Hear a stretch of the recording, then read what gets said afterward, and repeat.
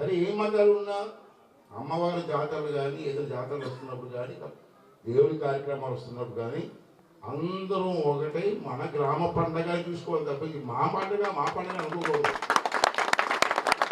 కొంతమంది అంటారు మా వీధి పండగ, ఈ వీధి పండగ, ఆ వీధి ఏ వీధి పండగ, మన ఊరు పండగ, మన గ్రామం పండగ. అందరూ పండగ ఎందుకు చేస్తామంటే ఊరు సుభిక్షంగా ఉండాలని, అమ్మవారి దయ అన్ని కుటుంబాల మీద ఉండాలని, మన పిల్లలకి పెద్దలందరికీ ఆశీర్వాదం ఉండాలని, మన పిల్లలు బాగుండాలని, రాబోయే రోజుల్లో ఉన్నతమైన స్థితికి రావాలమ్మా అని చెప్పి అమ్మవారిని మొక్కుంటాం.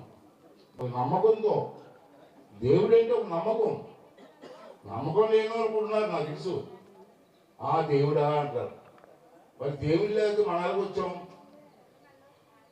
దేవుడి ఆశీర్వాదం లేకపోతే పంపుతామా అని నమ్మిన వాళ్ళు కూడా ఉన్నారు. అంచేత శివుడు ఆజ్ఞ లేనిదే క్షేమాన్ని కొట్టదంటారు కదా, మా పూర్వం సాగుతుంది కదా. ఒకసారి నమ్మకం లేని అందరినీ అఖండ 2 చూపించాను ఒకసారి తీసుకెళ్ళి. అప్పుడే నమ్మకం వస్తుందో. నాస్తికం కొంతమంది ఉంటారు దేవుడు లేడు ఎవరో లేరని. దేవుడు లేదు సృష్టి అనేది వచ్చింది. అంటే అటువంటి అక్కడ మీ ఏలూరు ఏరియాలో ఎవరన్నా అటువంటి నాస్తికులు ఉంటే కట్టి పేరు పిలిచి ఆ సినిమా ఒకసారి చూపిస్తే కొంచెం మార్పు వస్తుంది ఆలోచన.